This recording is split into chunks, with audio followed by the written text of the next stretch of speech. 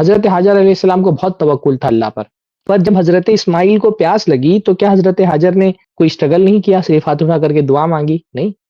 انہوں نے اپنے طور پہ جو کر سکتی تھی وہ کیا۔ توکل کا مطلب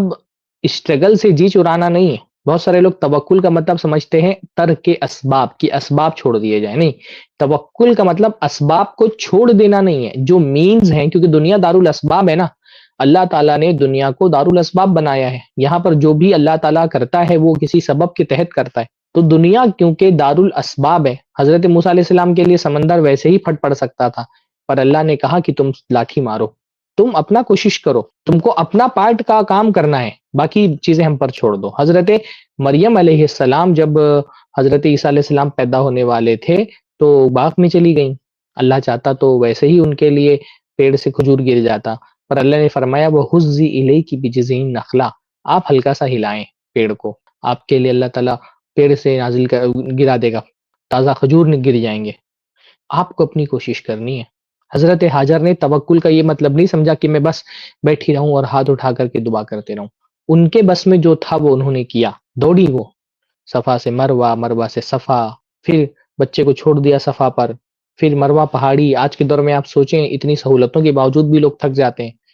وہ زمانہ تو اتنی سہولتوں والا نہیں تھا اور بڑی پہاڑی تھی، اور بچے کو چھوڑ کر کے جا رہی ہیں مروہ پر، اونچا جا کر کے تلاش کرنے کی کہیں کوئی قافلہ آتا جاتا ہوا دکھ جائے تو تھوڑا سا میرے بچے کی پیاس بجھانے کے لیے وقتی طور پہ مجھے 2-4 مشکیزہ 2-4 گھونٹ پانی مل جائے، پھر یاد آ رہا ہے کہ بچہ صفا پر اکیلے ہے، پھر دوڑ کر کے صفا پہ جا رہی ہیں، پھر بچہ پریشان ہو رہا ہے، چیخ رہا ہے، پیاس سے رو رہا ہے، پھر واپس مروہ پہ جا رہی ہیں، 7 چکر لگائے۔ توکل کا مطلب محنت سے جی چرانا نہیں ہے، آپ کا امتحان ہے، آپ سوچیں اللہ پہ بہت بھروسہ ہے، محنت کیوں نہیں کر رہے ہو بھائی، تیاری کیوں نہیں کر رہے ہو ایگزام دینا، اللہ پہ بہت بھروسہ ہے، اللہ پاس کرا دے گا، اللہ پاس کرائے گا،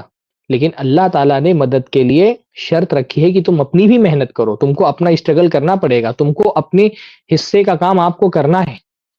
آگے اللہ تعالیٰ پہ محنت کرنا ہے، لیکن بھروسہ اپنی محنت پر نہیں، اللہ کی ذات پر رکھنا ہے۔ آپ نوجوان ہیں، تندرست و توانا ہیں، آپ کے ماں باپ بوڑھے ہو چکے ہیں،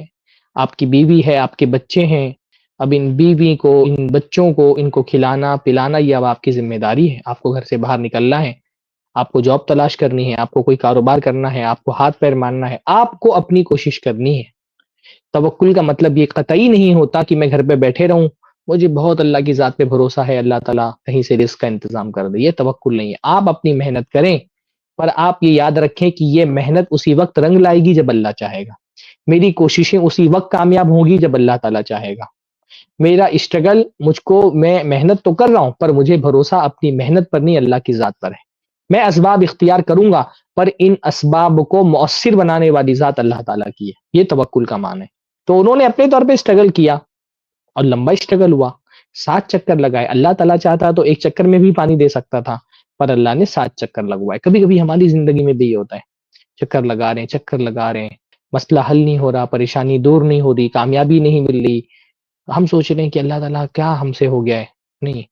اللہ پہ بھروسہ رکھیے، اپنی کوشش جاری رکھیے، معاملات اللہ کے حوالے کر دیں، اپنا چکر لگاتے رہیں، آپ جیسے حضرت حاجر چکر لگاتے رہیں، پانی کو جب نکلنا ہے، جہاں سے نکلنا ہے نکلے گا انشاءاللہ تعالیٰ، اس کو اللہ تعالیٰ پہ چھوڑ دیں، بس آپ اپنے حصے کا کام کریں، آپ کا کام محنت کرنا ہے، کوشش کرنا ہے، دعائیں کرنا ہے، آپ محنت کریں، کوششیں کرتے رہیں، دعائیں کرتے رہیں، معاملات اللہ کے حوالے کر دیں کہ اللہ تعالیٰ جب چاہے گا تب پانی نکلے گا۔ کبھی کبھی ہوتا ہے اللہ تعالیٰ دیر سے دیتا ہے، اس لیے دیر سے دیتا ہے کیونکہ اللہ تعالیٰ کو بڑا دینا ہوتا ہے نا، کبھی کبھی اللہ تعالیٰ آپ کو کچھ بڑا دینا چاہ رہا ہوتا ہے، آپ کو جلدی چاہیے ہوتا ہے، آپ کی نظر بہت چھوٹی ہوتی ہے، آپ کی چاہت بہت مختصر ہوتی ہے، اللہ تعالیٰ کی پلاننگ بہت بڑی ہوتی ہے آپ کے لیے، اس لیے اللہ کی ذات پہ بھروسہ رکھے کہ جو مانگ رہے ہیں نہیں مل رہا ہے، شاید اللہ نے اس سے بہتر پلاننگ کی ہو میرے لیے، شاید ابھی وہ وقت نہیں آیا، شاید ابھی میرا ٹائم نہیں آیا، اپنے ٹائم کا انتظار کرتے رہیں، اللہ کو پتا ہے کہ کون سا ٹائم بہتر ہے، کب دینا بہتر ہے، یہ اللہ کی بہت بڑی رحمت ہے کہ اللہ تعالیٰ ہم کو اپنے حساب سے دیتا ہے، ہماری حساب سے نہیں دیتا، اپنے حساب سے اللہ سے مانگنا بھی نہیں چاہیے کہ اللہ ہم کو ہمارے حساب سے دے، اللہ تو اپنے حساب سے دے۔